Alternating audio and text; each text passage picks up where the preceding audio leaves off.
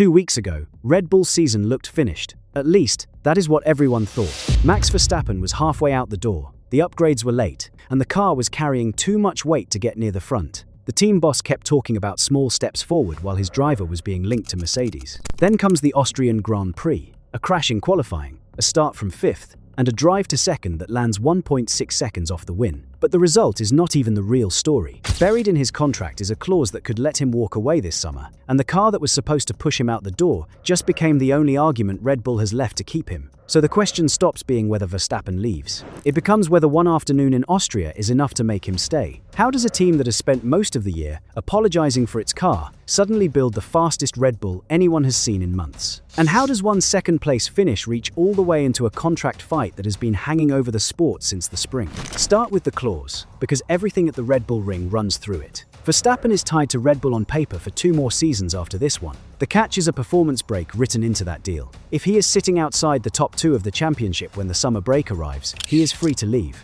Right now he is 7th. That is not close to safe. For months, the maths has pointed one way, toward an exit, toward Mercedes, toward the end of the most successful driver and team pairing the sport has seen in a generation. For years, this was the partnership that set the standard. Title after title flowed out of this same factory, and the bond looked unbreakable. The same garage that built a dynasty now spends its Sundays watching its champions stuck in traffic, fighting cars he used to lap with ease. Loyalty only stretches so far once the stopwatch stops cooperating, and everyone in the paddock understands that a driver of his level will not spend the best years of his career finishing 7th out of patience, all of which turns one home weekend into something far bigger than a single race. So Red Bull needs results that prove the car can win again, and it needs them before the brake slams the window shut. The home race was supposed to be the weekend that confirmed the slide. Instead, it becomes the first real piece of evidence for the other side of the argument. Rewind to Saturday, because the comeback only means something once you have seen how badly the weekend starts. The Red Bull ring sits up in the green hills above Spielberg, and the heat is brutal.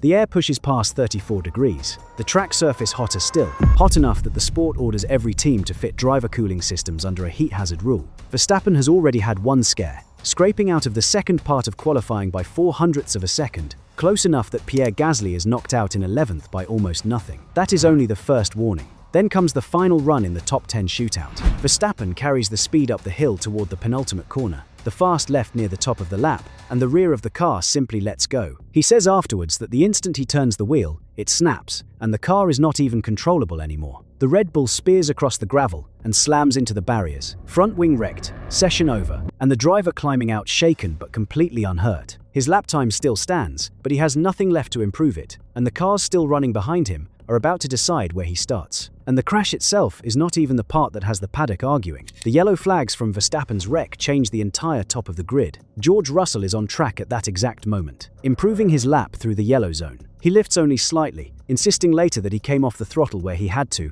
and lost around half a second doing it, and he grabs pole. His teammate, Kimi Antonelli, sitting provisionally fastest, aborts his own final lap because he reads the flags as the stronger double-waved kind, the sort that warns a driver to be ready to stop. One driver pushes through, one driver lifts and bins his lap, and the pole swings on that single split second of judgment. What makes it so tense is this: if race control had ruled those flags the stronger way, Russell's lap would have been wiped out, and the entire front row would have looked different, with Ferrari suddenly in the box seat. Instead, the stewards study Russell, decide he respected the flags well enough, and hand down no penalty. So the man whose crash caused the chaos lines up only 5th, while the driver who gained the most from it starts first. Russell takes pole, the 2 Ferraris of Leclerc and Hamilton slot in behind, Antonelli lines up 4th, and the defending champion is buried back in 5th at his own team's race. The defending champion is buried in the pack at his own team's race, and nobody in the paddock is talking about him as a contender for Sunday. So, not exactly the home weekend anyone had scripted.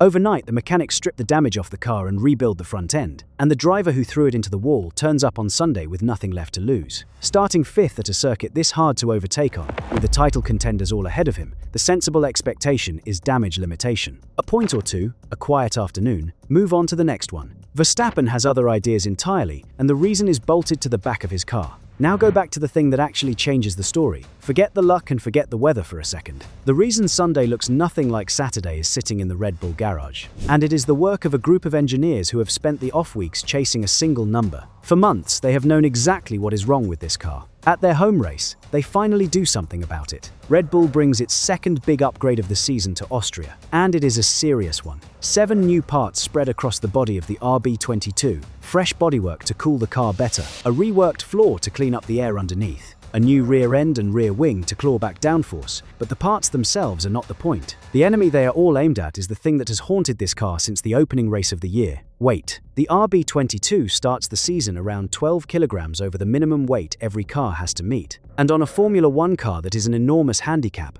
a hidden anchor dragging through every corner of every lap. The team claws it down to about 6 kilograms by the Miami round, and Austria is meant to take care of most of what remains. On a lap this short, shedding that much mass is worth around 0.2 of a second, and 0.2 is the difference between scrapping for minor points and fighting for the podium. On paper, that reads like a footnote. On Sunday, it turns into the most dangerous the car has looked all year. Notice what is not in the box. There are no engine parts in this upgrade at all, and there is a clear reason for that. The Red Bull power unit is already treated as the benchmark the rest of the grid is measured against. The problem was never the engine, it was everything wrapped around it. Team principal Laurent Mekies says before the weekend even begins that the Austrian package on its own will not be enough to close the gap to Mercedes, and afterwards he calls the result a step in the right direction. His own driver, Isaac Hadjar, who brings the second Red Bull home inside the points, puts it more bluntly, saying you could genuinely feel the upgrades working this weekend. And Verstappen himself frames it in the only terms that matter. He says the gap to the front, which stood at around a full second at the start of the year, has come down to roughly a couple of tenths. Mekies is half right. It is not enough to beat Mercedes outright, but it is more than enough to scare them. Sunday, lights out at the Red Bull ring, 71 laps ahead, and Verstappen does not wait around. Up to this point in the season, Red Bull has been close to invisible on race day. That flips inside 2 laps. By the second tour, he is already hunting, throwing the Red Bull down the inside into the 4th corner and clearing both Antonelli and Leclerc in a single decisive move. The kind of ruthless overtake that has been missing all year, because the car simply would not let him try it. 5th becomes 3rd in the space of a few corners, and he does it while managing a car in punishing heat, nursing tyres that are wilting on a baking surface, picking his moments instead of forcing them. This is the part the bare result hides. Overtaking in these conditions is a gamble, because every lunge scrubs speed off rubber that is already fading, and one ambitious move too many can leave a driver crawling to the flag. Verstappen times it instead. He takes the places when they are there and protects the tyres when they are not. But the 2 cars still ahead of him are a different problem altogether. Ahead of him sit only the 2 cars that matter, Hamilton and the runaway leader Russell. The first round of pit stops shuffles the order, and Verstappen rejoins wheel to wheel with Hamilton. The 2 of them fight for lap after lap, side by side through the high-speed sweeps, neither giving an inch, Verstappen leaning hard on the extra grip the upgrade has handed him in the quick corners. At one point, he gets on the radio to ask the stewards to take a look at Hamilton for the way they are racing, though the officials wave it away and let the pair of them settle it on the track. Eventually, the Red Bull forces a way through. It is a proper fight, something the sport has been missing from him all season. 2 of the biggest names on the grid, trading the same stretch of track, with neither one willing to lift. For a driver who has spent months stuck behind cars he should be beating, simply being in a wheel-to-wheel duel for a podium feels like a return to who he is. Now Verstappen is second, and the gap to Russell is shrinking. 1 second, then less than that. Verstappen says it is the first time all year he has felt like he could actually fight for the win, and on the Mercedes pit wall they can see exactly the same thing. The car they wrote off back in March is now filling their mirrors at their rival's home circuit, and they have a decision to make in a hurry. But the part of the race that truly decides everything is still to come, because this is where the win slips away,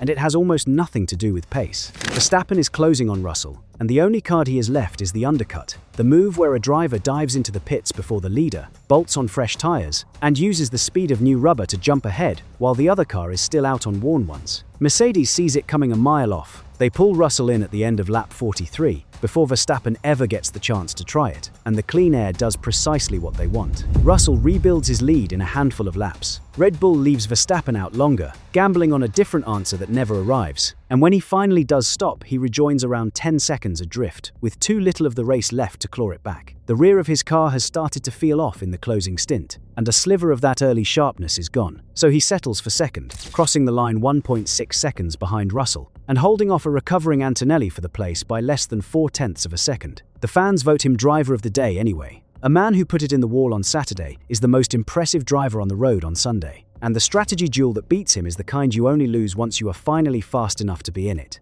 Hold on to that detail, because it matters far more than the trophy he does not get. If you are following Red Bull's climb back from the brink, hit subscribe. because this fight runs all the way to the summer break, and we are covering every round of it. Now look hard at the order behind him, because almost everyone else has a worse afternoon than Red Bull does. Antonelli, the championship leader, makes a mess of his start, running wide at the first corner and again at the third, tumbling down to fifth in the opening laps before he claws his way back to the podium. He admits afterwards that he was struggling with discomfort under braking and that he may have arrived a fraction too relaxed. Lando Norris cannot coax anything special out of his McLaren and comes home 7th. Oscar Piastri rescues 4th for McLaren, but gets summoned to the stewards after the flag over how slowly he ran on his way to the grid, escaping a penalty only because the data shows he stayed inside the allowed time. Fernando Alonso picks up a 5-second penalty for speeding in the pit lane to cap a miserable Aston Martin weekend. And then there is Cadillac, the sport's newest team, who bring their biggest upgrade of the year to Austria and watch both of their cars break. Sergio Perez and Valtteri Bottas are both wheeled away with brake trouble inside the first handful of laps, undone by the same savage heat that defines the entire weekend. That heat is its own character in this story. The tarmac bakes all afternoon, brakes glowing, tires surrendering their grip lap after lap. And in conditions like these, a small mistake compounds fast. It is a day that exposes weakness everywhere you look. Half the grid is wrestling something. And in the middle of all of it, the one car that looks comfortable, the one driver carving cleanly through the chaos, is the Red Bull that was supposed to be the slowest of the frontrunners. That contrast is the whole point. Raw speed is one thing.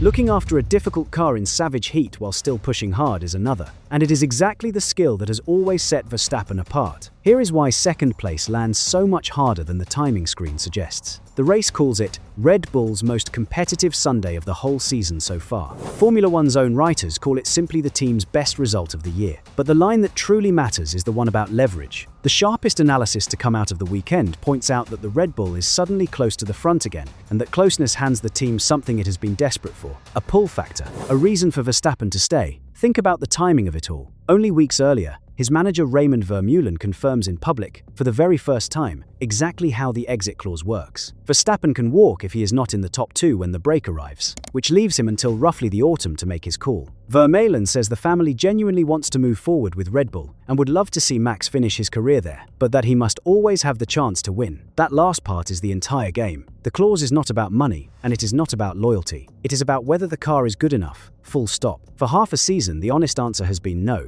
and every empty weekend has nudged him a little closer to the door. Austria is the first weekend where the answer turns into a maybe. And a maybe, for a team staring down the loss of the best driver of his generation to a direct rival, is a lifeline they will grab with both hands. And the rival in question is not subtle about its interest. Mercedes has spent this season with comfortably the strongest car on the grid and a long, open history of admiring Verstappen from across the paddock. The idea of pairing the fastest machinery with the most complete driver is the single most tempting move in the sport. Every weekend the Red Bull spends off the pace is a weekend that makes that move easier to justify. So when the Red Bull suddenly reappears at the sharp end, it does more than score points. It complicates the most attractive transfer in Formula One, and it forces Verstappen to weigh a comeback that is real against a rival that is already proven. And the whole sport is watching the scales tip back and forth. A Verstappen move to Mercedes would not just change 2 teams. It would redraw the front of the grid, decide where the next run of championships is settled, and close the book on the defining partnership of the modern era. The balance of power for years suddenly rests, in part, on whether one upgrade keeps doing what it just did in Austria. That is how much weight a single second place is now being asked to carry. Step back and look at the championship, because the comeback does not erase how deep the hole still is. Kimi Antonelli, the young Mercedes driver who has stunned the whole grid this season, still leads the title race even after his scruffy afternoon. But the standings hide the thing that actually shifts in Austria. Russell's victory does cut into him, dragging the gap between the 2 Mercedes teammates from 50 points down to 40 and pushing Russell back up into second overall ahead of Hamilton. It is also Russell's first win since the season opener in Australia, ending a drought that had stretched well past 100 days and quietly raised questions of his own. And there is a bitter irony folded into that win for Verstappen. It is his own crash on Saturday that brings out the yellow flags that hand Russell the pole. It is that pole that puts Russell in clean air at the front on Sunday. And it is that clean air that lets Mercedes control the strategy and turn it into the victory that trims their championship gap. The moment Verstappen loses the car at the top of the hill costs him far more than a grid slot. It quietly builds the exact result he then spends 71 laps chasing down. He nearly undoes his own mistake. he just runs out of road to finish the job. Verstappen's podium lifts him to 73 points. And that sounds healthy right up until you set it beside the leader. He is still around 100 points behind Antonelli, and he is still 7th, still parked well outside the top 2 his clause demands. One podium does not move a man from 7th to 2nd. What it moves is belief. And belief, inside a struggling team, is not a small thing. For months, the mood around this garage has been heavy, every debrief circling the same problems, every weekend ending with the same apologies and the same talk of patience. A result like this changes the air in the room. The engineers who spent the off weeks chasing weight out of the car finally see it pay off on track. The mechanics who rebuilt a wrecked Saturday car overnight watch it finish second.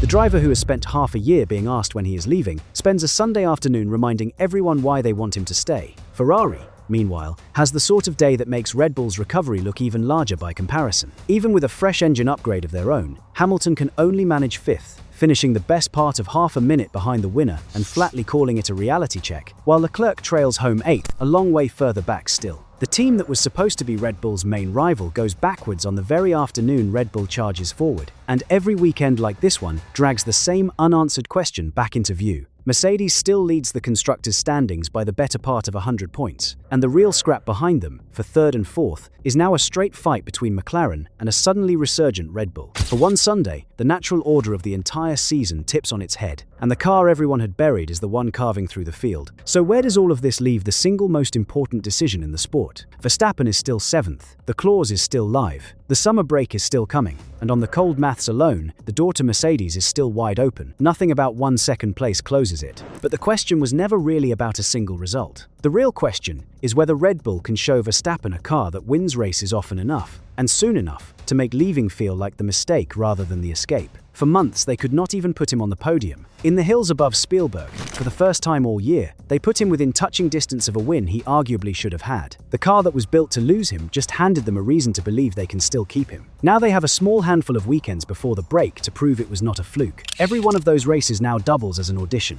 Win or run close enough to winning, and the case to stay starts writing itself. Slide back into the midfield, and the maths that has been quietly pulling him toward the exit all year simply picks up where it left off. There is no neutral result left for this team. Each weekend from here either rebuilds the partnership or ends it. The clock is already running, and the man holding it is the same one they are fighting to keep.